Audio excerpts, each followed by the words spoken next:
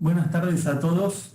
Quiero darles una cálida bienvenida en nombre de Ajimed, Philips y el Laboratorio Argentia a nuestro segundo ciclo de charlas en cardiología. Estamos muy contentos de seguir junto a ustedes a través de la educación y temas de interés. Hoy, en este último encuentro, los doctores Ricardo Iglesias y Nicolás Taraborelli hablarán sobre el rol de la ecocardiografía en el diagnóstico y tratamiento de los pacientes críticos, donde habrá discusiones breves sobre casos reales. Antes de comenzar, me gustaría recordarles un detalle de la dinámica de la reunión, que hoy va a ser diferente de las anteriores. En esta oportunidad, como va a haber discusiones cortas sobre varios casos, la idea es que ustedes vayan haciendo preguntas para que se lean entre cada caso, de manera que no se pierda el hilo de cada uno de los casos, que son bien diferentes unos de los otros. Y en esta oportunidad también quiero agradecerle al Laboratorio Argentia por co-crear con nosotros esta actividad y darle la bienvenida a Andrea Soncini, que va a presentar la charla y los oradores. Gracias, Guillermo. Gracias también a Jiménez por compartir este espacio. Soy Andrea Soncini, jefe de producto de cardiología del Laboratorio Argentia. Les agradecemos su presencia hoy aquí y damos inicio a la sesión. Estaremos muy bien acompañados en esta oportunidad por el doctor Ricardo Iglesias. Él es médico cardiólogo, expresidente de la Sociedad Argentina de Cardiología, también expresidente de la Fundación Cardiológica Argentina y fellow del American College of Cardiology. Y el doctor Nicolás Taraborelli, él es médico cardiólogo especialista en Doppler cardiovascular del Instituto de Cardiología Sabatí de Rosario y docente de carrera de posgrado de imágenes cardiovasculares. Les damos la bienvenida a todos y comenzamos con ecocardiografía en los pacientes críticos. Adelante, Ricardo y Nicolás. Hola, ¿qué tal? Buenas tardes. Ricardo. Ricardo, tenés el micrófono muteado. Bueno, muchas gracias a Jiménez y a Philips y a Argentia por esta posibilidad. Decía Borges, yo no sé si van a aprender, pero que los vamos a confundir. Así que hay un montón de casos y la verdad que, bueno, ¿cómo es la dinámica de la unidad coronaria? Luego de haber estado durante 30, 35 años en unidad coronaria, hemos visto casi todo. Creo que el eco hoy es una herramienta fundamental en la ayuda clínica. Y bueno, y tenemos a un ecocardiografista de lujo, somos los dos porteños, uno de Rosario y uno de Capital, así que los dos porteños le vamos a hablar a todos ustedes, que ya veo que son un montón. Así que empezamos, Nico, con el primer caso, ¿te parece? Perfecto, Ricardo. Muy bien. Bien. Yo les voy a presentar el primer caso, ya les dijeron, pero lo vuelvo a repetir. Presentamos el caso, discutimos un poquito entre nosotros y hagan la pregunta. Los casos quiero que los orientemos al problema que nosotros queremos trabajar. Ya después hay detalles que me parece que por ahí no amerita discutir, sino el punto va a estar concentrado en un aspecto. Este es un hombre de 69 años, hipertenso, dislipidémico, y tuvo un infarto hace 35 días, un infarto anterior, y le dieron un tratamiento trombolítico. Tuvo una buena evolución y consulta por una hemiplegia facio-brachiocrural, derecha de 1 hora de evolución, y tiene un soplo carotido izquierdo. Bueno, estamos en una situación, obviamente uno tiene que ser unicista y unir qué tuvo que ver el infarto con esta situación. Habrá hecho una fibrilación auricular paroxística y este es el motivo de la embolia en un paciente con algún grado a lo mejor de disfunción ventricular o de isquemia de la aurícula. Segundo punto, ¿qué tendrá que ver la carótida? Es un vascular, obviamente, esa da sus factores de riesgo. Y la otra, que no habría que descartar, por más que tuvo un exitoso trombolítico, que no es lo mismo que la angioplastía, puede ser un trombo intraauricular. Creo que acá es fundamental para tomar una estrategia terapéutica, que puede pasar desde trabajar sobre la carótida o anticoagular por la aurícula o ver algún otro problema. Por eso lo llamamos a Nicolás y le decimos, Nico, danos una mano, porque me parece que acá no sabemos para dónde seguir los estudios y fundamentalmente la terapéutica, porque estamos ante la presencia de una ACV. Excelente. Entonces, como siempre, entramos a la unidad coronaria a dar una mano a los jefes y la gente que está en la trinchera de la unidad coronaria. Yo quería, Ricardo, si me permitís, hacer una pequeña disquisición sobre la ecografía en el paciente crítico, que es completamente diferente a la ecografía que hacemos en consultorio. Esta placa que puse es hermosa, una pintura de Rembrandt muy linda. Y bueno, cómo la ecografía viene un poco a reemplazar esa semiología. Eric Topol dijo hace unos meses algo un poco, yo creo que para mí, no sé si es tan así, no sé si soy tan extremista, pero dijo, el ecógrafo reemplazó el estetoscopio. Bueno, a ver, en la ecografía del paciente crítico el objetivo primario es sintetizar todo lo que nosotros aplicamos a diario en un paciente de consultorio, sintetizarlo para responder cosas muy básicas y muy simples. Es decir, muchas veces nosotros tenemos que trabajar, como le dijo Mascherano a Chiquito Romero, que le dijo hoy te convertís en héroe. Bueno, Ricardo, hoy nos convertimos en Swan Gans muchas veces. Tenemos que ser, a veces dar información hemodinámica. En el caso de que estamos hablando, en el caso del paciente que estamos hablando, lo que yo encontré, Ricardo, mirá, no es un gran ventrículo. Tiene una hipoquinesia global, es verdad, pero a predominio de la cara anterior. La cara anterior, te diré que se ve prácticamente aquinética. Cuando uno gira un chiquitito la vista y hace un poquito de zoom, se nota sobre el ápex del ventrículo izquierdo, que está completamente aquinético, una estructura de aproximadamente 2,5 centímetros por 1,5 de densidad tisular y asociada a smoke, no sé si se nota en el video, pero bueno, acá en casa se ve bien el humo que hay, el contraste espontáneo, el signo de éxtasis sanguíneo de alguna manera o de bajas velocidades, lo cual nos hace sospechar de un trombo apical. Entonces, tendríamos un paciente con un postinfarto, con un deterioro severo de la función sistólica ventricular izquierda y un trombo, o se levanta la hipótesis de un trombo en la punta del ventrículo. Bueno, fíjate vos que de las 3 hipótesis, si era un problema de la carótida, una afiliación auricular, o la otra que era un trombo intraventricular, bueno, se confirmó la situación de un trombo. Realmente hace mucho que no vemos trombos intraventriculares. ¿Por qué? Porque yo creo que la reperfusión con las medidas que ya conocemos, angioplastia primaria y trombolíticos, nos ha mejorado muchísimo la estabilidad muscular y la disminución de las áreas del infarto, y por eso lo vemos muy poco. Evidentemente el trombolítico no ha sido muy exitoso, por más que el informe del centro que lo derivó dijo que fue exitoso, pero obviamente después de 35 días este músculo realmente está muy dañado. Pero bueno, ahora viene otro tema. Ya tenemos el diagnóstico.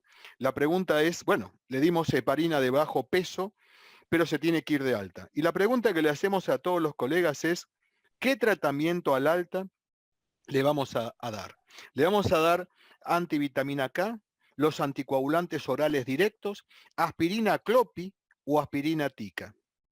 Los dejo para que pregunten, para que contesten unos segundos y después analizaremos, bueno, sus opiniones. ¿Ya pueden votar, Gisela? Sí, ya está la votación en pantalla, estamos recibiendo las distintas respuestas. Mientras Damos unos recibimos segundos más. las respuestas, Ricardo, probablemente vos también lo hayas visto. Yo en los años que tengo haciendo ecografía, la mayor cantidad de trombos intraventriculares que vi, yo nací, digamos, en la cardiología en la época de la hemodinamia, pero lo vi en estos meses de pandemia, lamentablemente. Sí, claro. Pues sabés que justamente, bueno, este es uno de los puntos más importantes. La gente está llegando muy tardíamente al infarto, con el infarto a los centros. Yo te digo, hacía mucho no veía ruptura cardíaca. Hemos tenido 6B, yo hacía mucho, y realmente están llegando tarde. Los estudios en Argentina con hemodinamia demostraron que aumentó la mortalidad también. Digamos, los estudios que está haciendo el CASI con la sociedad y demás, el STEM for Life demostró claramente que están llegando más tarde y con mayor mortalidad. Y así que de prever es esto. Señores, acá nos dicen lo siguiente: antivitamina K, ganan los anticoagulantes orales directos, hay un grupo que da aspirina, clopidogrel, y un grupo aspirina con ticagrelor. Bueno, les cuento a mi opinión. No, déjenmelo por favor, Gisela, que así vemos los números. ¿Puede ser? Los anticoagulantes orales directos en el trombo intraventricular no hay experiencia. Los números son muy pequeños, los números no dicen demasiado, algunos comparados a la warfarina, que es la droga más usada en el mundo, no en Argentina, el 98% se usa el acenocumarol. Esto es por un tema político, ya los hematólogos allá en la guerra de las Malvinas, Isifarma no mandó más la warfarina y por eso todo el mundo hoy usa, o la gran mayoría, el acenocumarol. Así que la experiencia es pobre, no estaría recomendado el uso. Sí, los anticoagulantes orales, antivitamina K. Esto es lo que está recomendado, eso es lo que hoy no podríamos modificarlo, esto es más o menos como las válvulas mecánicas. Hasta que no haya un trabajo con mayor cuantía, hoy no tendría que utilizarse los anticoagulantes orales directos. Aspirina y clopidogrel no tiene indicación, está con un cuadro agudo, está con un trombo que evidentemente está frágil. Recién lo decía Nicolás, tiene SMOG, así que tiene todavía probabilidades de seguir manteniendo un estatus trombótico y embólico. Y no hay estudios que avalen esta indicación, y menos todavía con ticagrelor.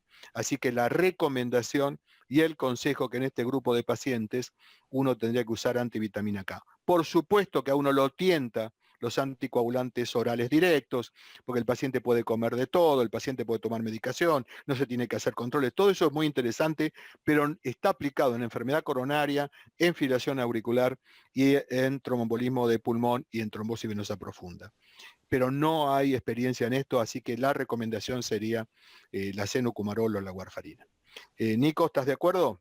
Totalmente, totalmente. Vamos, ¿alguna pregunta del público? Sí, hay preguntas del público.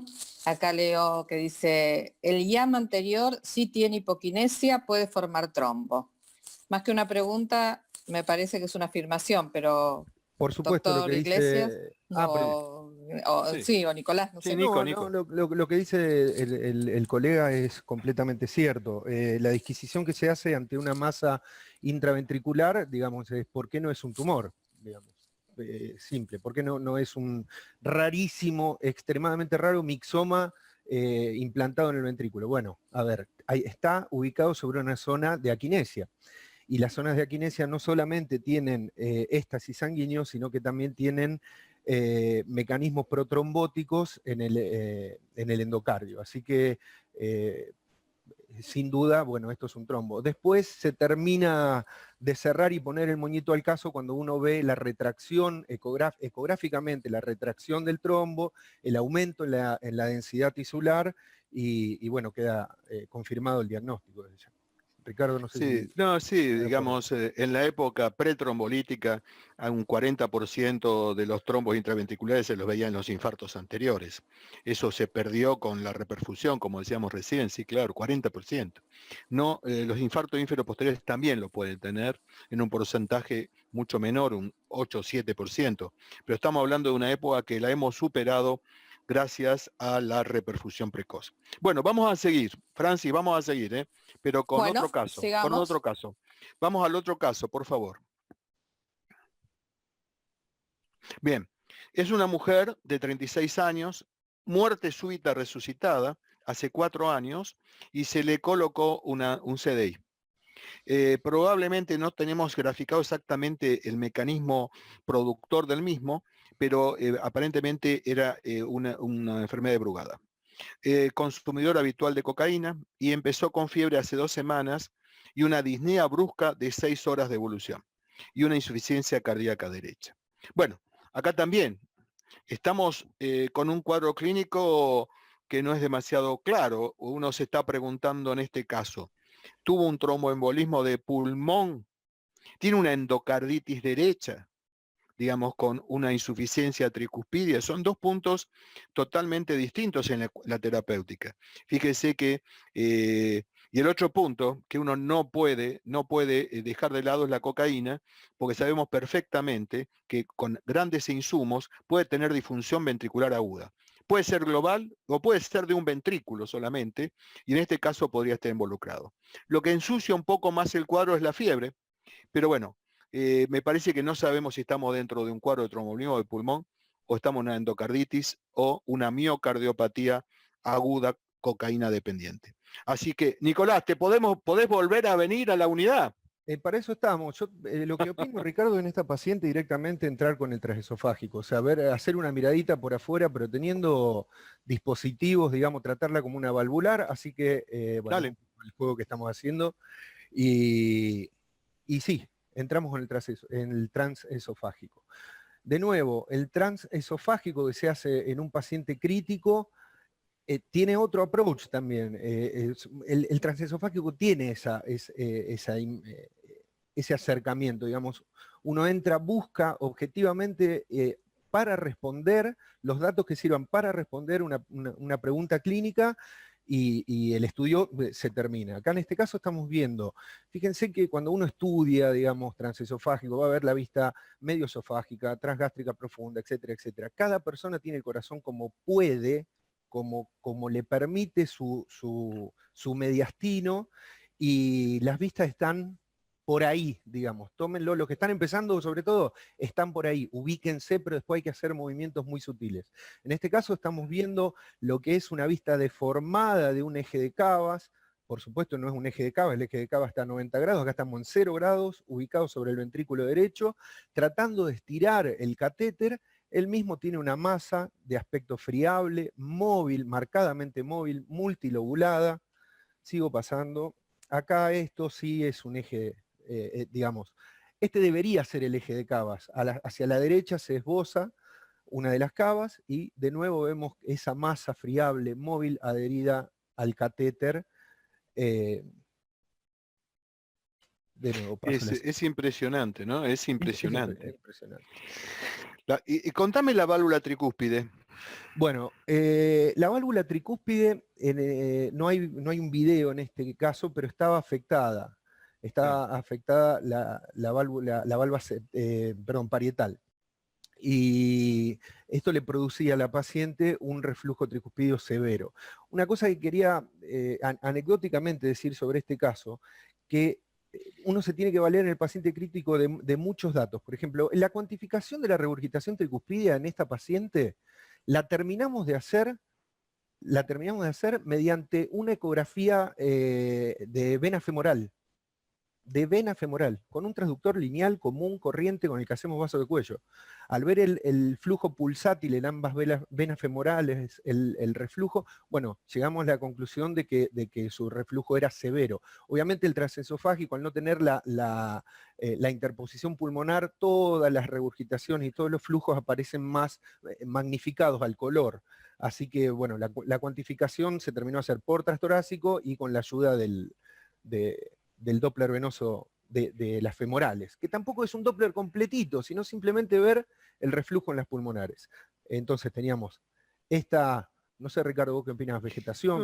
Esto es una vegetación, obviamente, porque la pregunta que uno se hace es lo que, digamos, con esa ubicación, en una mujer cocainómana, con fiebre, todo el análisis bayesiano es una endocarditis y con un catéter, y evidentemente tiene una drogadicción que es la causa más común en el mundo de endocarditis derecha. Hoy sigue siendo las drogas endovenosas, y después viene en países en vías de desarrollo, de tercer mundo, los abortos provocados en domicilios o lugares no saludables, digamos. No cuidados. Me parece que eso es una endocarditis, creo que tiene, como mucha endocarditis derecha, una forma de manifestación fundamentalmente de TEP. Son más con la masa esa móvil, es enorme. Andás a ver cuando está corriendo y uno dice tanta vegetación, uno se pregunta qué germen estará involucrado en alguien que es cocainómano y demás. La terapéutica, es decir, yo creo que en estos grupos de pacientes hay que anticoagularlos. Es un tema discutible. Hay que darle antibióticos. A la endocarditis derecha hay que darle antibióticos mucho más tiempo. Y después, por supuesto, hay que hacer la exéresis. Hay que sacar el desfibrilador, el cable del desfibrilador, espero que se pueda sacar, a veces es muy difícil porque tiene 4 años y me parece que después analizar cómo queda la válvula tricuspidia, que probablemente con antibióticos se llegue a curar, pero bueno, en algunos casos requiere inclusive, en Estados Unidos se hace una valvulectomía, se lo deja libre si no tiene hipertensión pulmonar. Acá hay que ver también qué presión pulmonar tiene y qué situación queda con las cavidades derechas por su hipertensión secundaria a estas embolias o microembolias sépticas. Un caso complejo, es un caso complejo, antibióticos mucho tiempo, después de unos días sacarle el cable, si no esto no se va a curar nunca, reevaluar la válvula tricúspide, anticoagulación a mi entender, bueno, por supuesto ver el germen, etcétera, etcétera, que esperemos que no sea un hongo porque ya estaríamos mucho peor por la gran cantidad de recidivas. ¿Alguna pregunta, Francis, del público? Sí. Acá Dale. estoy viendo. ¿Cuáles son los parámetros más útiles en críticos para evaluar evolución de la insuficiencia cardíaca derecha? ¿Utilizan eco 3D, strain longitudinal? Buena pregunta para vos, ¿eh? Buena pregunta, y me parece que viene asociada a lo primero que decíamos. En pacientes críticos, lo más probable es que yo esté, bueno, a ver, cada uno tenemos un ámbito de trabajo distinto. En mi caso, por suerte, tengo la oportunidad de trabajar en una muy linda unidad coronaria y tenemos un grupo de trabajo muy lindo. Se trabaja muy cómodo, tenemos buen equipo para trabajar, pero es muy probable que uno a la unidad crítica entre con un equipo portátil, no con el equipo de consultorio, probablemente ese equipo no haga strain, probablemente el paciente esté ventilado, probablemente esté en decúbito dorsal y no pueda colaborar. Entonces, hacer strain del ventrículo derecho en un paciente ventilado, si se puede obtener a ver, el speckle tracking requiere que el equipo encuentre y reconozca unas huellas determinadas de píxeles y que lo traquee frame por frame. Eso sí hay. Si la ventana no es óptima, lo que va a traquear es falso, porque va a interpretar, si bien Philips desarrolló ahora, y eso tuve la oportunidad antes de la pandemia o de la cuarentena, digamos, de escucharlo al doctor Lang, a Roberto Lang, hablar de la inteligencia artificial que está aplicando Philips sobre el strain, digamos, no es algo que primero en el país que sea ubicuo en el país, y que lo podamos tener en una unidad crítica. Yo creo que el parámetro más importante es, de nuevo, nosotros tenemos que ser una especie de Swan-Ganz. ¿Cómo evoluciona esta paciente? Yo me paro no con un transesofágico, sino con un transtorácico en vista subcostal y le veo el colapso de la vena cava inferior. Y con eso le estoy dando la información al clínico cardiólogo tratante del nivel de fluidos que tiene o de la presión venosa central. De nuevo, el TAPSE del ventrículo, por supuesto, la excursión del anillo tricuspidio, importantísima, el grado de regurgitación tricuspidia, pero datos simples, fáciles, reproducibles y que nos aporten información hemodinámica. Ricardo, si estás de acuerdo. No, sí, yo, digamos, una cosa es lo ideal y otra cosa es lo que podemos hacer, ¿no? Tenemos una medicina a veces de la indigencia. Probablemente la mejor medida de todas las que hay para ver el BD es el tridimensional. Quizás tiene muchas ventajas, pero justamente para ver BD creo que es el mejor método de todos los que conozco, inclusive mejor que la resonancia magnética.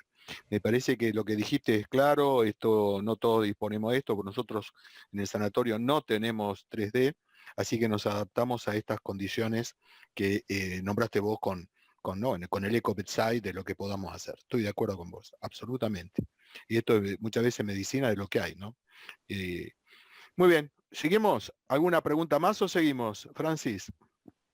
Seguimos, por favor, que... Seguimos, sí, porque si no, no vamos a tener... No, tenemos 16 casos, así que vamos recién por el segundo y nos queda media hora, vamos bien. Esto es un hombre de 66 años, tiene un recambio de válvula aórtica ya hace varios años y no conocemos todos los datos porque nos traen de un country, porque estaba jugando al golf y tuvo un síncope, ingresó confuso y con hipotensiones, bajo volumen minuto, realmente grave, la válvula sonaba como una válvula biológica, el electrodo era una hipertrofia ventricular, estaba sinusal y no había arritmia ventricular, por lo menos en un electrobasal. Y tenía rares bibasales, estaba taquipneico, tuvimos que intubarlo y realmente ahí viene el lío. Acá viene el lío porque ¿qué tenemos? Tenemos una miocardiopatía final de un valvular operado hace unos años, tuvo una arritmia ventricular compleja, tiene una disfunción valvular que, bueno, no, la válvula parecía como una biológica. Pero bueno, Nico, por favor, danos una mano. Yo no sé, Ricardo, hoy tuve que suspender todo el consultorio porque estuve todo el día en la unidad coronaria realmente. Mirá lo que me encuentro cuando entramos. Esta sí es una vista, de nuevo, obviamente un valvular con sospecha de disfunción valvular transesofágico desde ya. En una vista transgástrica profunda, es decir, no sé si me ven la cámara, poniendo la sonda en forma de palo de hockey en el fundus gástrico, estoy insonando desde la punta como si fuera una vista apical de transtorácico. Lo que me encuentro, Ricardo, yo, son gradientes a través de la válvula francamente aumentados. Está disfuncionante, claramente. 34,9 de gradiente medio y un tiempo de apertura lento, es decir, que es una válvula que disfunciona. También te quiero comentar que cuando me voy a ver un poco en eje largo, digamos, al ver la válvula, parece mecánica más que biológica, lo que se ve es que un gran aumento de velocidad, turbulencia y aliasing a través de la válvula que confirma un poco esos gradientes que veíamos. Yo intenté acá hacerle una imagen y lo que me encuentro es por debajo del plano valvular. Lo voy a decir, si este hombre estaba jugando al golf, probablemente se tragó la pelotita, ¿no? Hay una imagen redonda de 1,5 centímetros adherida a la válvula que impide el normal funcionamiento y... Bueno, pues, evidentemente les confirmo era una válvula mecánica, pero claro, como estaba disfuncionante, la prótesis estaba ocultándose casi sin los ruidos de la mecánica, y por eso parecía una biológica. Realmente esto nos confundió. Evidentemente era bivalva, no se escuchaba el cierre ni el primer segundo ruido metálico. Así que mueve esa válvula. Así que esto es una emergencia, el paciente estaba muy mal. Y bueno, nosotros ya tenemos un diagnóstico que es disfunción protésica. Y bueno, ahora la pregunta, vamos a hacer la pregunta a Gisela, a ver qué opina, cómo seguimos con este paciente, ¿no es cierto? Y la pregunta que uno se hace es si le hacemos tratamiento trombolítico, porque claramente les cuento que este paciente tenía un RIN normal, había dejado de tomar acenocumarol porque había tenido unas pequeñas hemorragias gingivales y la suspendió por unos días, ya hacía como una semana. Así que eso por un lado, era una mecánica, estábamos con un RIN normal para una válvula en posición mecánica y bueno, o tratamiento anticoagulante con heparina o llevarlo a cirugía. Y ahora viene la pregunta y quiero escuchar lo que ustedes opinan. Este es un tema, ¿no es cierto? Cuando hay una válvula mecánica que sonaba como biológica, nosotros no teníamos la información. Están votando, Gisela, ¿no es cierto? Sí, están ingresando las votaciones, doctor. Los dejamos unos segunditos más y compartimos. Sí. ¿Qué otras, Ricardo, qué otros diagnósticos podrías levantar acá? Y bueno, el otro diagnóstico, me parece, el otro diagnóstico que puede ser factible es una endocarditis. Digamos, un trombo es una y la otra es que ya sea una vegetación. Me parece demasiado grande a mi entender. Me parece que le falta un contexto clínico. Es alguien que estaba aparente buen estado de salud, estaba jugando al golf digamos, porque le faltó contexto como el caso anterior, fiebre, algún decaimiento, astenia, no sé, alguna situación más relacionada con una masa muy importante. A ver qué dice la gente. Ah, ¿cómo le gustan los trombolíticos? Acá votaron cirujanos igual, creo que hay cirujanos con bueno, acá lo que están opinando van en las dos puntas. Trombolíticos para degradar el coágulo, para destruir la trombina o directamente la cirugía. Nosotros, me parece que las dos situaciones, hay mucha experiencia con trombolíticos en válvulas protésicas, muchas. El problema es tener tiempo. Y nosotros en este paciente lo teníamos chocado. Lo teníamos chocado, realmente no es que el trombolítico se da y rápidamente el paciente mejora. Eso muchas veces tiene un proceso de varias horas. A veces uno no sabe si tiene un panus abajo de eso, abajo de este proceso trombótico. Nosotros lo llevamos a cirugía y sí, era un coágulo que estaba obstruyendo claramente, inclusive lleva el tracto de salida del ventrículo izquierdo, como lo vimos en la eco, y la decisión fue por el estado clínico grave del paciente. Pero creo que, bueno, en un paciente por ahí un poquito más estable, probablemente los trombolíticos serían una opción. La nuestra fue mucho más agresiva pensando en que no nos daba el tiempo. Así que muy bien, ¿seguimos? Seguimos. Agresivo como la enfermedad es agresiva con el paciente, ¿no? Y sí, yo creo que estaba muy mal, muy mal. Yo creo que no llegábamos, por lo menos a darle la hora y media, 2 horas. Después podemos discutir si es en goteo continuo, porque la diferencia en esto no es como en el IAM, que hay 1 hora o 1 hora y media, depende si le damos TPA o le damos streptokinasa, que uno le da en un tiempo. Acá es mantenerlo. Es más o menos muchas veces como los trombos en las piernas. Claro. Es como el TEP, digamos, de alguna manera, sí. Bueno, vamos al otro caso. El otro caso es un hombre de 66 años, dislipidémico, estaba con estatinas que las abandonó, fumador, dolor opresivo de 25 minutos de duración en reposo, dolor prolongado, típico. Consultó a las 2 horas de iniciar los síntomas. Le hacemos el electro normal, era normal, le hacemos otro electro a las pocas horas, normal, y una troponina, ¿qué es esto? Una troponina para un normal de 14 en este centro, en nuestro centro, tenía 27, es un Ni, ¿no? Este es un gris. Bueno, la pregunta es, ¿lo tomamos, digamos, como una unidad de dolor? Sí. No está claro, tiene un dolor típico, tiene un poquito de troponina, el electrocardiograma no dice nada, inclusive posteriores, derecha, no nos dice nada. El dolor parecía típico, pero como siempre, al reinterrogatorio ya parecía cualquier tipo de dolor. El tema es que no lo queríamos mandar a la casa sin un diagnóstico, fundamentalmente porque tiene edad y antecedentes claramente de poder tener enfermedad coronaria. Y la verdad que queríamos ver si había un trastorno de conducción. En estos pacientes grises, en estos pacientes con alto análisis pre-test de enfermedad coronaria, no nos conformamos con hacer un esfuerzo, ni tampoco nos conformamos con mandarlo a la casa y darle medidas de, digamos, de emergencia, de urgencia o de alerta, como se llama. Así que vamos de nuevo a ver qué nos puede aportar el eco, que me parece que es una herramienta en la cardiopatía isquémica aguda que puede discernir.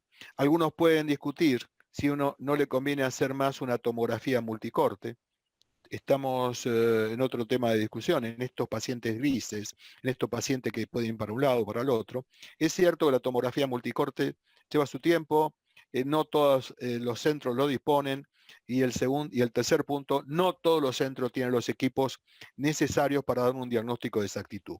El eco es bedside, es barato, es repetible, y hoy hay mucha experiencia en todos los médicos que hacen eco. Así que, Nico, seguimos trabajando. Seguimos trabajando. Si bien este no es un caso de ecografía crítica, este es un caso paradigmático subsidiario de la ecografía crítica. ¿Por qué, Ricardo? Porque es del día a día, como vos lo decís. Vos estás muchas veces en la unidad coronaria haciendo una ecografía crítica del lado izquierdo en el paciente de cama 4 y el jefe, el doctor Iglesias, te dice, Nico, pegale una mirada, esa es la famosa, pegale una miradita, ¿o no, Ricardo? Ya que estamos. Fíjate el paciente de cama 5, entonces uno tal vez no tiene tiempo porque se hace esto, no sé si muchos centros lo tienen, pero por lo menos en nuestro caso nosotros no tenemos ecografistas en el servicio destinados a la unidad coronaria, sino somos los del servicio y subimos a la unidad coronaria.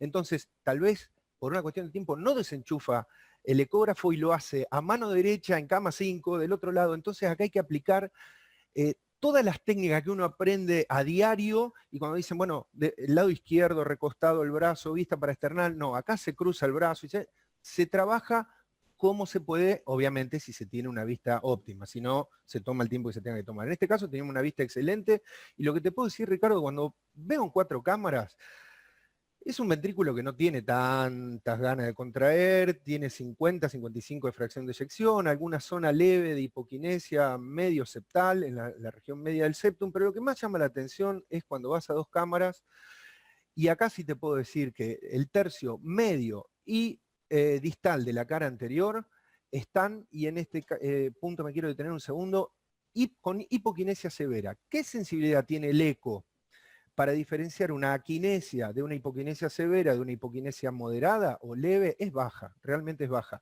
En este caso nos serviría muchísimo el strain. En este caso sería óptimo hacer un strain. Acá está bien claro que es una zona hipoquinética de distribución coronaria y un poco termina de aportar al diagnóstico. Sí, el eco sirve a vista, digamos, a vuelo de pájaro, sirve mucho para diferenciar si hay un área de fibrosis o un área de disquinesia. En ese caso yo veo hiperdensidad, adelgazamiento y probablemente disquinesia. Eso habla de que no hay miocardio viable con un gran grado de certeza. En este caso yo no te puedo decir el monto que tiene, como sí lo dice la resonancia, pero me parece que Pero tenés 3 segmentos por lo menos ahí. por Tenés lo el menos 3 ápice, segmentos, tal cual. me parece que tenés el septum distal, tenés la pared Como veíamos, lateral. acá, Mirá, tal cual. mirá acá se ve bien. Tal Ahí. cual.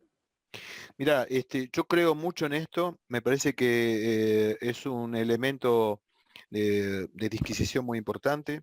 Este paciente estamos entrando en lo que se llama un infarto sin ST.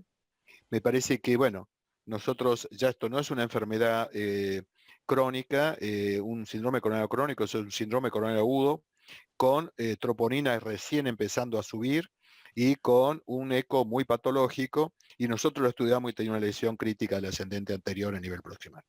Se angioplastió, anduvo muy bien, y estos trastornos fueron bien isquémicos, porque la verdad que quedó nada más que la punta a nivel apical, y nos vamos de alta.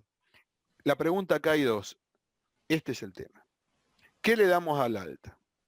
Le damos rosuvastatina 5 miligramos, rosuvastatina 10, rosuvastatina 20, atorvastatina 20, atorvastatina 10 más ezetimibe 10. Si hay algo, hay 2 cosas. Empiecen a votar, Gisela, cuando quieran, ¿sí? Hay 2 cosas que no se le puede negar a un paciente con un infarto. Digamos, la revascularización precoz, esto es un nivel de calidad de un centro, si se utilizó aspirina, si se utilizó beta bloqueantes y si se utilizó estatina. Si uno cumplió estas metas que se lo pudo revascularizar con lo que sea, se le dio estatina, aspirina y beta bloqueantes, uno sabe que la calidad de ese centro es buena. Digamos, ya no se puede medir lo que significa muerte o no muerte. Y bueno, señores, brillante. Qué alegría. Me pone contentísimo este punto. Me pone contentísimo este punto, porque si hay algo que enfría a los pacientes con síndrome coronario agudo, que están inflamados, que están realmente con muchas placas, muchas otras placas, más allá de la que recién hablábamos de la DEA, que están vulnerables, son blandas, con alta chance de romperse en el futuro, en ese año próximo. Es lo único que hoy tenemos como drogas, son las estatinas en altas dosis, independientemente del LDL. Bajar la inflamación, ¿no? Bajar la inflamación. Absolutamente. Es decir, y sabemos, la mejor medida para saber si se baja o no la inflamación es justamente bajar el LDL. Y lo que va a bajar el LDL prontamente son 20 a 40 miligramos de rosuvastatina o 40 u 80 de atorvastatina. La verdad me pone contento la utilización de baja dosis de atorvastatina, en este caso que no hay ninguna contraindicación, no justifica bajo ningún aspecto, y menos algo muy común, el agregado de ezetimibe con baja dosis de estatina. Eso se guarda cuando hay intolerancia a las estatinas, el agregado de ezetimibe. Me pone muy contento, a propósito no estaban los 40 miligramos, pero bueno, 20-40. Me parece que este es un punto fundamental. Francis, ¿alguna pregunta? Sí, hay preguntas. ¿Por qué no es una opción robustatina 40 o atorva 80? Bueno, Atorvastatina. eso lo hicimos a propósito para poner dosis insuficientes, no la de 20, porque la de 20 está indicada de ROSU. Entonces pusimos las dosis menores, más que nada está hecho adrede, pero la dosis es 20 a 40 o 40 a 80, por eso no la pusimos. Somos reacios a colocar altas dosis. En síndrome agudo, no, en ningún síndrome coronario, ni en los crónicos, tenemos que tener miedo. Si hay algo que va a regresar las placas potencialmente que se van a romper, son las estatinas. La regresión de las placas, no de las que ya están fibrosadas o calcificadas, esto lo vimos en todos los estudios, el Courage, el isquemia. Los pacientes no bajan el infarto, no bajan la muerte con la angioplastia, porque se hacen placas curadas en los crónicos.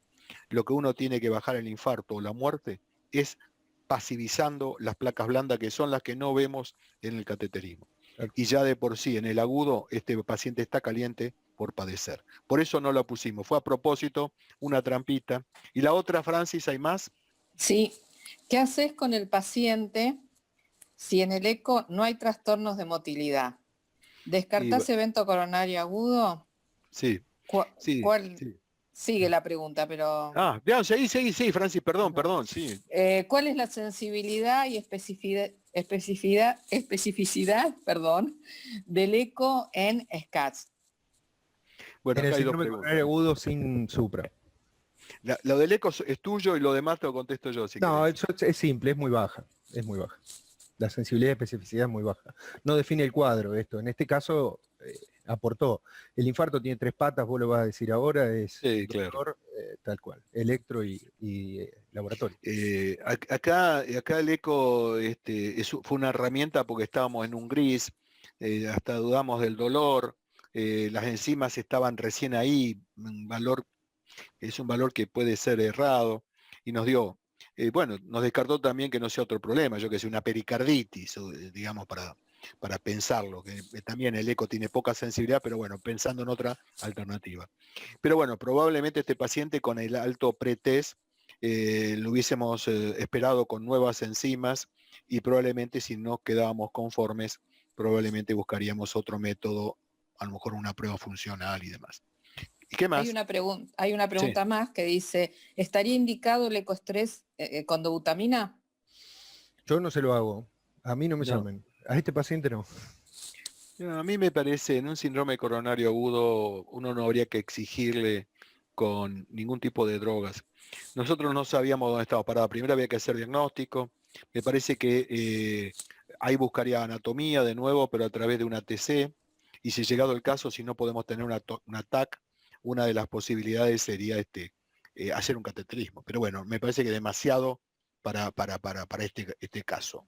Me parece que habría que esperar las enzimas, ver un poquito la evolutividad, y lo más probable es que no lo mandemos a la casa y a lo mejor lo tengamos hasta en una habitación. Eco normal, electro normal, dolor ahí, 25 minutos, y una enzima que habría que ver la evolutividad. Si se mantiene en 27, 26 o tiene repique. Me parece que ahí necesitamos tiempo para hacer un diagnóstico de cardiopatía isquémica aguda. ¿Algo más? No por ahora. Seguimos Bien. con el siguiente caso. Hay más preguntas, pero si no, no vamos a llegar. Bueno, dale. ¿Qué beta bloqueante le pones a este paciente, Nico? Este paciente, así con una fracción de sección prácticamente en límite inferior a la normalidad, digamos, se puede ir con bisoprolol, nebivolol, sin ningún problema. Yo no suelo usar carvedilol, lo dejo para cuando hay disfunción sistólica severa, pero más siendo un hombre por la disfunción que producen los no selectivos, yo suelo usar nebivolol. Sí, bueno, es dador de óxido nítrico, por ahí en la cardiopatía isquémica sería uno de los más indicados, y es de la última camada de los beta bloqueantes. Estoy de acuerdo con vos. Bien, vamos al otro caso. Hombre de 26 años, leucemia aguda, bajo tratamiento citostático, dolor precordial, hipotensión sostenida, miren lo que tiene de plaquetas, y anemia. Un caso muy difícil. muy, muy difícil.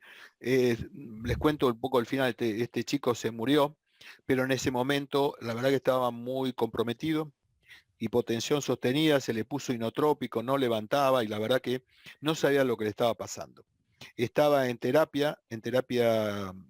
unidad de terapia intensiva, nos llamaron a nosotros y bueno, la verdad que tampoco sabíamos qué le estaba pasando. La placa no tenía insuficiencia cardíaca, era una placa de tórax normal, no nos decía demasiado. Y bueno, vino Nico. Bueno, paradigmático el caso. Si bien tiene otros hallazgos, y lo voy a decir después de lo más obvio, es un ventrículo que está muy engrosado, parece inclusive hasta infiltrado, con disfunción sistólica. Tiene hiperrefringencia también, ¿no? Tiene hiperrefringencia, tal cual ese patrón en vidrio esmerilado de alguna manera, que uno pudiera interpretar con su leucemia que puede haber algún grado de infiltración, ¿no? Tiene derrame pleural, que si ven no separa la aorta por debajo de la aurícula izquierda, y tiene derrame pericárdico. El derrame pericárdico no es lo primero que llama la atención.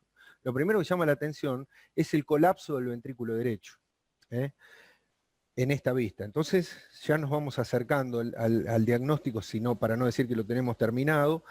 El cuadro del taponamiento cardíaco, para decir, se produce cuando aumenta la presión pericárdica y el corazón queda contenido sin poder llenarse. Lo primero que sufre es el corazón derecho, aurícula y ventrículo derecho. Acá se ve un signo que no es patognomónico del taponamiento, pero es el colapso de la aurícula derecha. El taponamiento es clínico, puramente clínico, y es un continuo. En este caso se estaba dando un taponamiento con bajo derrame pericárdico. También se observa el colapso parcial del ventrículo derecho. Fíjense en esta imagen, que lo que se observa también, y esto es de las pocas veces que lo he visto con tan escaso derrame, colapso de la aurícula izquierda, y acá se traduce en fisiología y semiología puramente. Cuando yo pongo un pulsado, mirá qué linda imagen esta, Ricardo, ¿no? Es lamentable hablar sobre un caso que terminó tan mal. Este chico murió durante la punción, durante la evacuación de líquido, que la hizo el cirujano guiada por eco.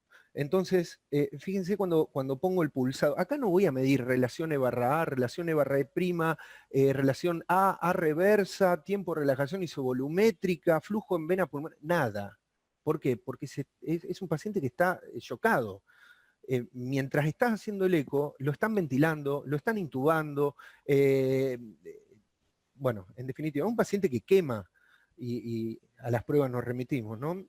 Fíjense cómo hay variación respiratoria del flujo de ingreso, una variación del 100%, digamos, el signo de Kussmaul clínicamente, ¿no? Es el pulso paradójico. Esto es la ecografía del pulso paradojal. En realidad la ecografía del pulso paradojal es esta imagen. Cuando tengo el tracto de salida del VI, y en inspiración, al colapsarse las cavidades derechas, termina habiendo una disminución de la precarga en las cavidades izquierdas y se queda sin flujo en el latido del medio. Y esto es lo que aprendimos como pulso paradójico. Entonces, por eso decía, nosotros tenemos que ser una especie de Swan-Ganz a veces. Este es un caso muy... Dos preguntitas. Pensando, no sé, o un infiltrado miocárdico o una amiloidosis. Sí, ¿el septor interauricular nos dice algo para sostener la hipótesis de una amiloidosis, por ejemplo? En este caso no tenía. Sí es interesante en la amiloidosis, que tampoco es patognomónico, pero en la amiloidosis se ve la infiltración de la pared libre del ventrículo derecho. Eso es muy llamativo, quienes hacen resonancia lo ven bien.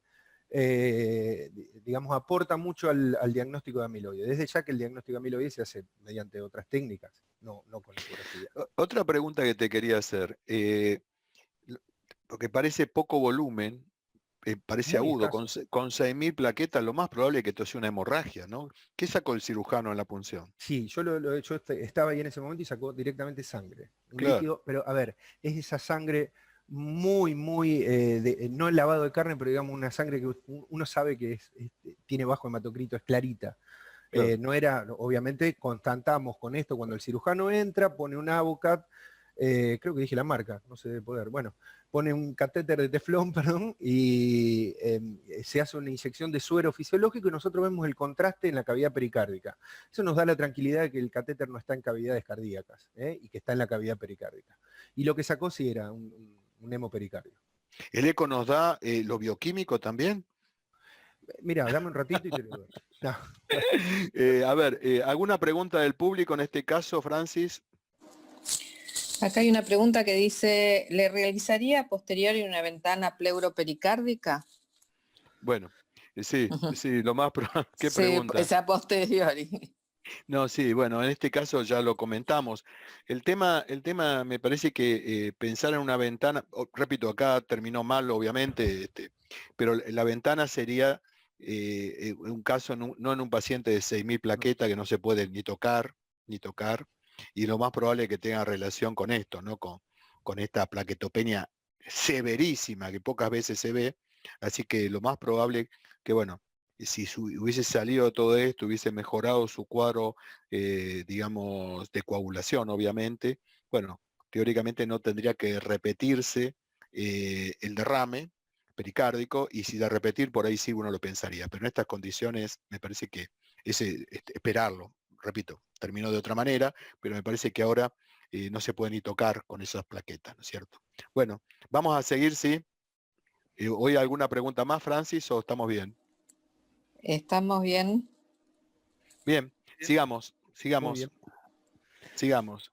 Esta es una mujer de 40 años que tiene cáncer de mama, tratamiento con tamoxifeno y presenta síncope y bajo volumen minuto. Bueno, ¿cuántas cosas puede ocurrir? No sabemos todo el tratamiento que tuvo previo. Si en el tratamiento previo pudo haber tenido drogas miopáticas que haya producido enfermedad, enfermedad miocárdica, que haya producido deterioro de la función ventricular. Bueno, y todos los pacientes con cáncer, siempre el gran terror y temor es la trombosis venosa profunda. Tiene una relación muy alta, en Argentina también, así que bueno, y con este cuadro, bueno, vamos a ver qué es, o si viene por el lado ese o viene por el lado de una miocardiopatía. Bueno, Ya estamos, ya ya estamos, está. está definido. Este caso quiero decir lo que le agradezco mucho a la doctora Caliotti, Lourdes Caliotti, que me lo cedió. Este no fue hecho por mí.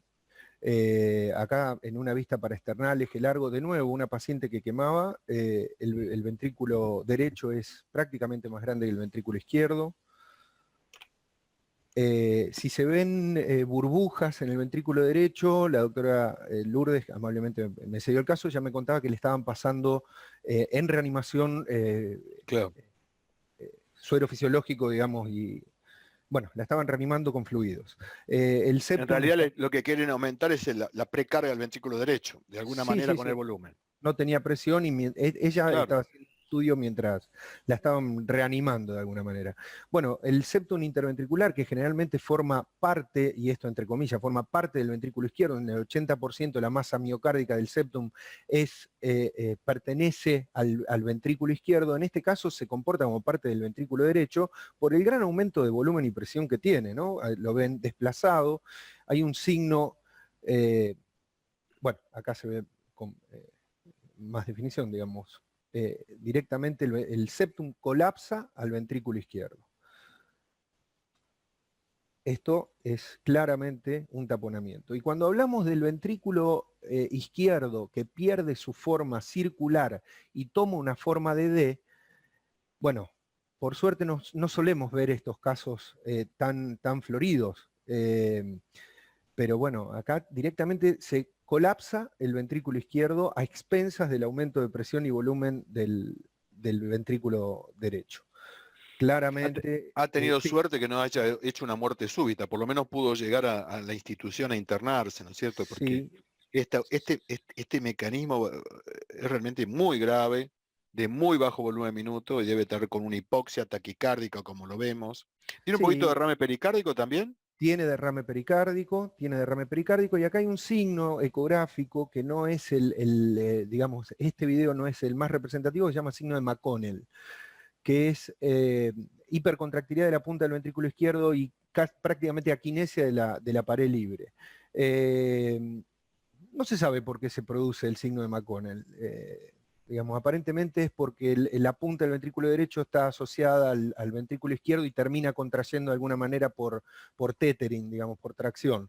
Pero en este caso no se termina de ver porque es todo un ventrículo derecho, está colapsado. Fíjense que no hay coaptación de la válvula tricúspide, o sea que probablemente tenga una insuficiencia tricúspide, lo que llamamos libre, que no nos permite medir la presión pulmonar porque no hay gradiente directamente.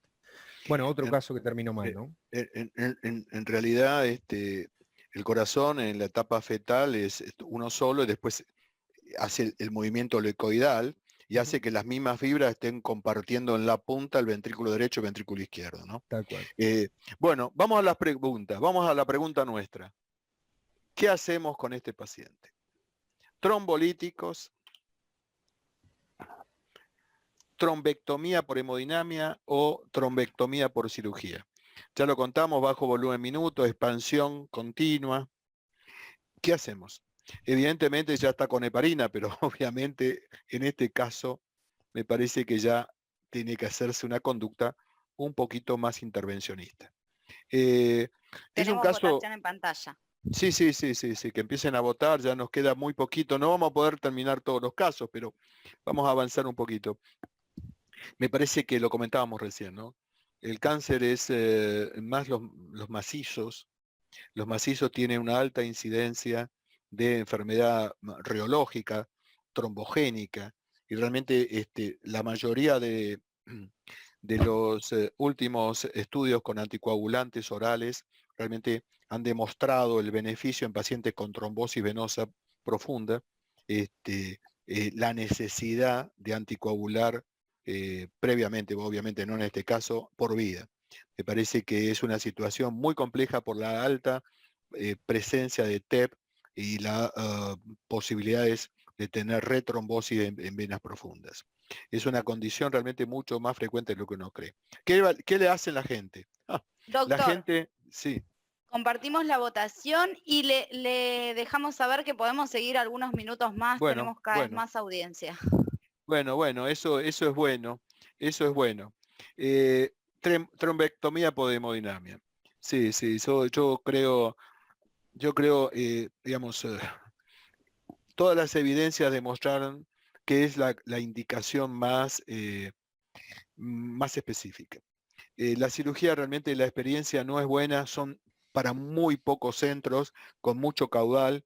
La trombectomía por hemodinamia es algo mucho más factible, más sencillo teóricamente, todas con alta mortalidad, vamos a ponernos de acuerdo. Estas son medidas de salvataje. Los trombolíticos, y me parece que lo mismo que dijimos en el caso anterior, necesitan tiempo para degradar la magnitud del trombo. Me parece que en estas condiciones clínicas, la mujer se estaba muriendo, no terminó a hacerse nada, obviamente, se murió antes, pero me parece que no da tiempo a darle el trombolítico y el tiempo necesario para la degradación de, vaya a saber, todos los trombos de la arteria pulmonar y todo este fenómeno inflamatorio que genera. Así que bueno, ¿alguna pregunta, Francis? Sí. ¿Cuándo recomiendan realización de ecocardiograma en pacientes asintomáticos en tratamiento post-tratamiento radioterápico o quimioterápico? Bien, está muy bien eso. Es, más que radioterapia es la cardiotoxicidad, digamos, de la quimio. ¿No? Nosotros, por lo menos el esquema que manejamos en la institución, eso ya fuera del paciente crítico, nosotros buscamos enfermedad subclínica. Recuerden que hay dos tipos de cardiotoxicidad. Una es un fenómeno idiosincrático, no dependiente de dosis, y la otra más cercana a o más típicamente por antraciclinas, que es dependiente de la dosis. Una tiene reversibilidad y la otra no. Lo buscamos mediante speckle tracking con strain y lo hacemos antes, durante y después. Es ese concepto simple. Trabajamos muy cerca de los oncólogos y bueno, cuando planean el tratamiento quimioterápico le hacemos un control un control a mitad de tratamiento y un control post-tratamiento, y desde ya si necesita ante un evento clínico, ¿no? No sé, Ricardo, ustedes. No, sí, la pregunta es muy buena. Bueno, hoy hay una especialidad en Argentina, ya está funcionando, que es la cardiooncología. Nosotros hemos publicado algunas cosas en su momento también con radioterapia. Con radioterapia hemos visto patología valvular en gente muy joven por radiación, hemos visto enfermedad de tronco crítica, solamente tronco, y claro, de tronco de la coronaria izquierda, obviamente, sí, perdón. Hemos visto por radioterapia y otra cosa, hemos visto espasmo coronario. Es decir, la recomendación es, y por supuesto las miocardiopatías, ¿no? Lo contamos también en uno de los casos, la miocardiopatía por drogas. Una de las recomendaciones, más con los nuevos antineoplásicos, ir a buscar todas las condiciones que pueden generar ese tipo. Espasmo coronario, miopatía, valvulopatía, etcétera, etcétera. Me parece que sí, yo creo que todo paciente en un proceso de recibir citostáticos tiene que tener un eco pre, intra y post. Y en alguno de ellos hacerlo por ahí bastante más frecuente de lo que uno cree. Bueno, vamos a seguir, no vamos a terminar todo, pero bueno, estamos encaminados, hay mucha gente, la verdad que estoy sorprendido. Bueno, Nicolás, te hicimos trabajar un poquito. Yo también, porque yo tuve que ver todos estos pacientes. ¿no? Vamos, pase de sala, los pases de sala interminables, ¿no? Vamos a otro caso. Al otro caso. Yo tacho para no... Bueno, acá vamos a ver una mujer de 63 años de edad. Lupus eritematoso sistémico de varios años de historia, tratada con corticoides, ingresó con shock cardiogénico. Requiere ARM y vasopresores. Bueno, ¿qué tema este? Con esta edad, digamos, y que se chocó y no tenemos más datos, porque nos pasa mucho en las guardias, en las unidades coronarias, y si son pacientes de nuestros servicios, tenemos mucha información, pero a veces vienen pacientes, lo traen a la ambulancia, en la guardia directamente entran y tenemos este caso. Este es un caso real. Bueno, ¿qué hacemos? ¿Qué tenemos? Si uno me dice a mí qué pienso, yo puede ser esto una cardiopatía isquémica. Volvemos a decir, el electro no decía demasiado. Una arritmia que haya tenido, no está en fibrilación auricular, ni una taquisupra que haya dado una taquimiopatía. La paciente estaba teóricamente en un estado de salud que no dijo mucho. Así que yo buscaría o por un trastorno segmentario, o buscaría por un problema de coronario, por supuesto, y por un problema del músculo. Nico, ¿qué encontraste? Mira, a ver, Ricardo. Acá lo que tenemos, una vista de G largo, obviamente, y tenemos un ventrículo que tiene una hipocontractilidad global, con una apertura reducida de la válvula mitral como signo, no como signo de afectación valvular, sino como signo de bajo gasto o aumento de presiones de llenado. Y cuando vamos al eje largo, lo que vemos es un pequeño derrame pericárdico de localización apical y probablemente sobre la cara lateral del ventrículo derecho, y una severa hipoquinesia global que afecta a ambos ventrículos, con dilatación del ventrículo derecho, y no, en este caso no hay afectación regional. Estos son los casos cuando nosotros tenemos que ubicar al clínico y tenemos que ubicarlo en el loop presión-volumen, digamos. ¿En qué zona del loop presión-volumen estamos? Porque lo interesante es que ya lleguemos a hacer el eco sabiendo que la paciente tenía un shock cardiogénico, porque otras veces pasa, Ricardo, y vos sabés, que la paciente llega chocada directamente y bueno, hay que buscar esta... Ahora, Nico, no está muy dilatada y tiene los espesores bastante conservados. Más el ventrículo derecho está dilatado. El ventrículo derecho, sí, pero el izquierdo, fíjate que no está dilatado y los espesores están conservados, no es una cosa secuelar. No, en absoluto. No, es más el ventrículo derecho que comparte la punta con el ventrículo izquierdo como signo de dilatación, ¿no? Les cuento que desde el punto de vista del laboratorio, salvo la acidosis metabólica, no había ningún otro factor, ni magnesio bajo, ninguna situación de hipocalemia, no había nada de laboratorio, anemia o cosas que a uno le preocupase o que podía justificar algo, una anemia severa o algo que uno pueda producir. Sí, te interrumpí un poco, estoy dando datos. No, es interesante también mostrarle a veces cómo cuando uno sale del estudio, del libro, me refiero, y va a la vida real, en este caso la relación E/A no está tan clara. A ver, ¿es una onda L esto o es la onda A? Probablemente tenga un patrón restrictivo o un patrón pseudo normalizado. En definitiva, lo que nosotros tenemos que informarle a los clínicos, a Ricardo, es decirle, bueno, las presiones de llenado están aumentadas, y otra, el volumen minuto está muy disminuido. Recuerden que hacemos área del tracto de salida por el BTI multiplicado por la frecuencia cardíaca y tenemos una termodilución por Swan-Ganz, digamos. Si uno tiene el tracto de salida correctamente medido, y esto es lo que sirve muchas veces más que para sacar gasto cardíaco, una sola vez, es para seguir evolutivamente, porque siempre voy a utilizar el mismo tracto de salida, que sabemos que en los adultos tiene una variación mínima, si no nula. Esta paciente, también se le encontró un reflujo mitral que es por lo menos de grado moderado. Lo cual nos hace que su disfunción sistólica sea peor, digamos, porque tiene dos salidas, digamos, su poscarga está, si bien, a ver, yo no voy a hablar de insuficiencia mitral porque en este foro habló Lombardero, o sea que en absoluto voy a hablar de insuficiencia mitral porque aprendo de él, pero probablemente sea un mecanismo 3B de Carpentier por retracción de los músculos papilares. Recuerden que la válvula mitral es un conjunto, un complejo que incluye la válvula, las paredes ventriculares y los músculos papilares, y en este caso hay una franca disfunción de las paredes ventriculares y de los músculos. Por eso tenemos un doble jet central de reflujo mitral. Entonces, disfunción biventricular. No me ayudaste demasiado. A ver, vamos a las preguntas. No te ayudé nada. Vamos a la pregunta.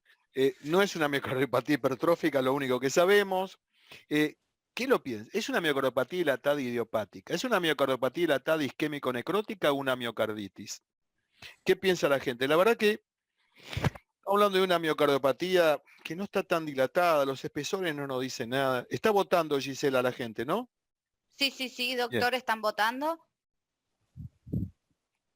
La verdad que, en realidad, el lupus tiene, no siempre, pero por eso te pregunto por la insuficiencia mitral, las vegetaciones del Ivan-Sack. Pero esta no parece tener nada en la válvula mitral. No, parece una válvula mitral ni mixomatosa, una válvula mitral normal, y no tiene ni las granulaciones descriptas en Lehmann-Sack. Totalmente. Así que por ese lado... funcional. Es una insuficiencia mitral funcional. Bien. Acá la pregunta es, brillante. Brillante, sí. Acá parece el juego de una miocarditis. La pregunta que uno se hace, si esto es una miocarditis viral o eso es lúpica.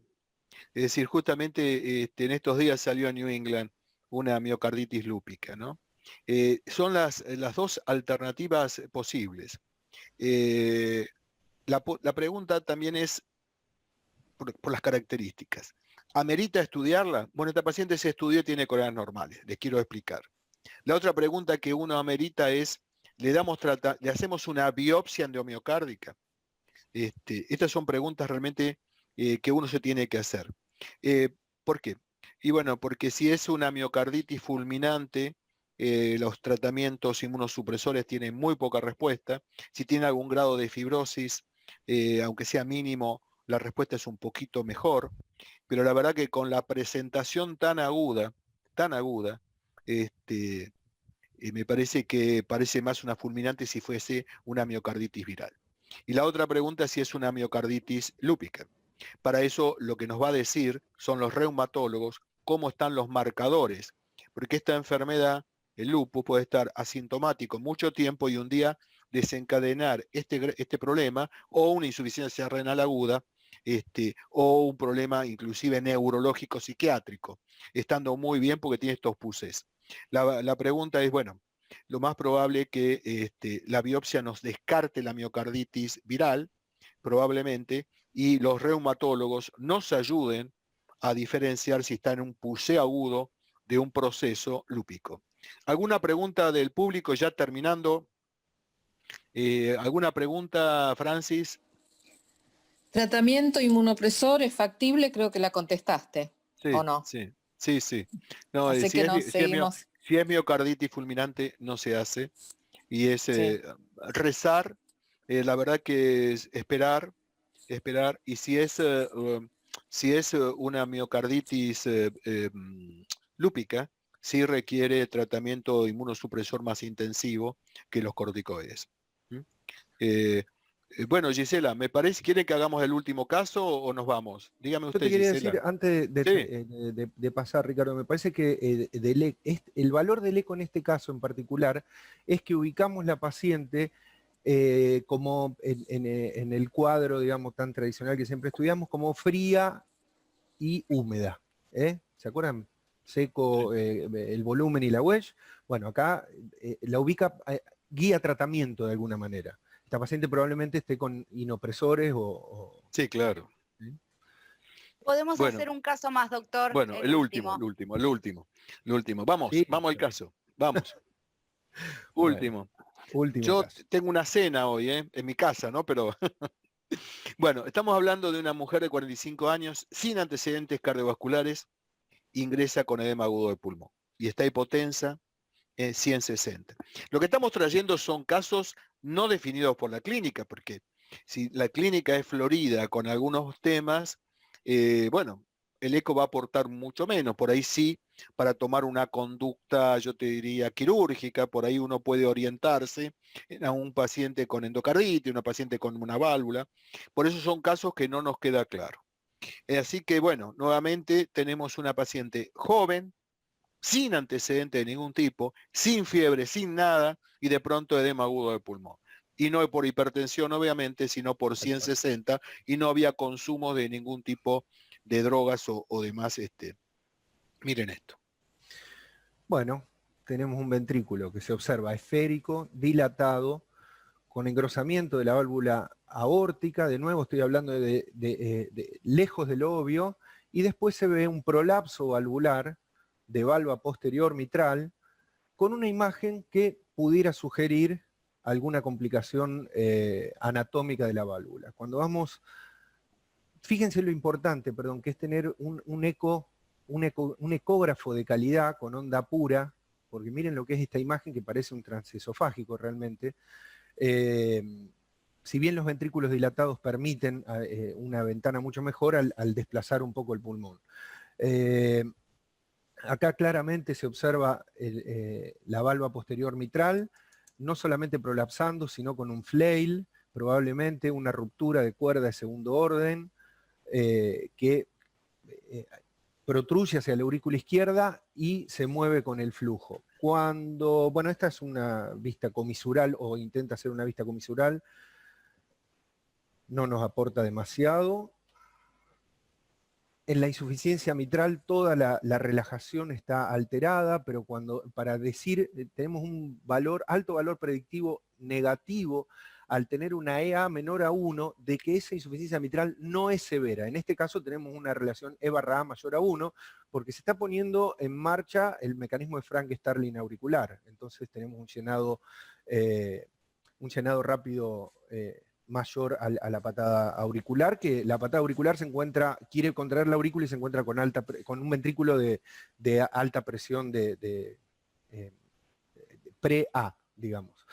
En este caso vemos un mecanismo de insuficiencia mitral, una insuficiencia mitral excéntrica que genera efecto Coanda, es decir, genera adherencia hacia la pared y llega hasta el techo de la aurícula, generando, en este caso se ve swirling, es decir, arremolinándose en el techo de la aurícula, y nosotros vemos de vuelta ese flujo de nuevo con aliasing. O sea, vemos, es un arremolinado, el flujo que se va, vuelve en el techo de la aurícula izquierda y lo volvemos a ver codificado en este caso en positivo.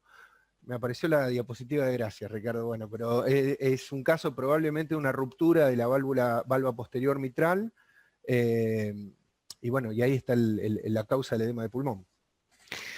Sí, parece ser una insuficiencia mitral crónica. Realmente ese ventrículo está dilatado, el anillo está dilatado y tiene una ruptura, claro que es lo que, estando asintomático, una mujer joven con una poscarga fácil de manejar, arterias laxas, entonces medio que funciona como vasodilatador, nunca tuvo síntomas, o a lo mejor se limitó, y ahora rompió y ya la presión, mirá lo que es esa insuficiencia mitral, hace un edema agudo de pulmón. ¿Alguna pregunta, Francis? Sí, hay una pregunta. Dale. ¿Se puede predecir la técnica quirúrgica por eco, reemplazo valvular o plástica? Sí, desde ya. Desde ya. No sé si la palabra es predecir, pero hay un muy lindo trabajo de Carpentier que se llama Anatomía quirúrgica de la válvula mitral, que les recomiendo al que les interese que lo lean, donde habla según la experiencia de cada centro quirúrgico y según qué sector de la válvula mitral esté afectado, son los porcentajes de probabilidad de reparación o de recambio que hay. En este caso, al ser valva posterior, yo le haría un transesofágico para ver mucho más detalladamente la anatomía valvular. Probablemente si es el segmento P2 de la valva posterior, el cirujano puede hacer una resección de ese segmento, unión, una aplicatura y una anuloplastia y evitar un reemplazo valvular. Claro, eso lo hacemos inclusive intraquirófano. Desde ya. Una pregunta, Nico Pérez, ya nos vamos. Nico, el eco, digamos, dentro de las emergencias hay una que es la peor, es la presentación más grave de la enfermedad cardiovascular, que es el paro cardíaco. Oh. ¿Qué valor tiene el eco bedside en un paro cardíaco? A ver, Ricardo, es muy interesante. Digamos, lo prioritario en el paro cardíaco es mantener un volumen sanguíneo circulante hacia el cerebro y en las coronarias, o sea, no dejar de reanimar en ningún momento. Si yo corro a todos los que están, les pido por favor, disculpen, le voy a hacer un eco al paciente, estoy quitándole tiempo, voy en contra de las guías, digamos. Ahora, si yo puedo, de esas 6H y 6T de la actividad eléctrica sin pulso, aportar algún dato desde la ventana que me permita a la persona que está reanimando, o sea, probablemente subcostal, y decirle, mirá, taponado no está. Bueno, lo puedo hacer, pero jamás interrumpiendo las maniobras de reanimación, que son prioritarias. Está bien. Esto, hoy me acercó este tema un especialista en RCP, que es el doctor Simón Salver, que estuvo la semana pasada en este curso, y la verdad, acaba de salir el 20 de octubre justamente el consenso internacional de paro y demás, y el eco tiene una recomendación muy débil, y un nivel de evidencia muy bajo. Así que me parece que es para muy poca evidencia, y tampoco está definido de lo que encontramos que es en cuanto a estructuras patológicas y demás. Así que me parece que la pregunta viene por esto que se marcó. Yo les quiero decir, bueno, ya terminan Guillermo y Andrea. Yo quiero agradecerles a Gimet, a Argentia, bueno, y fundamentalmente a Nicolás, que es un libro práctico, concreto, humilde, y la verdad que fue un placer, en serio, una humildad tremenda. Una humildad. El doctor Iglesias, con el que aprendí, me haga una pregunta, es una alegría. Yo no me quiero ir sin agradecer, perdón, y te dejo cerrar a vos, a la gente del servicio, al jefe de nuestro servicio, al doctor José María González García, a Mariano Nanini y Lourdes Caliotti, que entre todos, muchos estudios de estos no los hice yo, sino los hicimos en el servicio. El que está, va y lo hace en el momento que esté. Así que bueno, agradecerles muchísimo la ayuda que me dieron para ubicar los casos, que a veces están en un servidor, en el otro, lo fuimos rastreando, pero bueno, interesantes. Que se repita, Ricardo, cuando quieran. Dale. Nos quedan todos los síndromes aórticos. Ahí. Bueno, yo me quiero sumar para agradecerles también a todos por haber participado, a Andrea Sonsini y Claudio Terreni por parte de Argentia, a Franco Parraguirre, Francis Frank y Gisela Gazzano por parte de Agimed. La verdad que disfrutamos mucho del desarrollo de esta charla desde las primeras reuniones que hicimos y hoy también lo disfrutamos muchísimo, así que quiero agradecerle especialmente al gran dúo que han hecho hoy los doctores Iglesias y Taraborelli, y espero que se repita. La verdad que me encantaría poder repetirlo en algún momento porque lo disfrutamos muchísimo. No sé, Andrés, si querés decir algo vos. Sí, me parece que cumplió con todas las expectativas, esperábamos una discusión como esta y creo que es más, están todos los espectadores todavía, así que bueno, muchas gracias Ricardo, Nicolás y a todos los presentes. Chao. Bueno, gracias a todos. Gracias. Fin de semana. Gracias.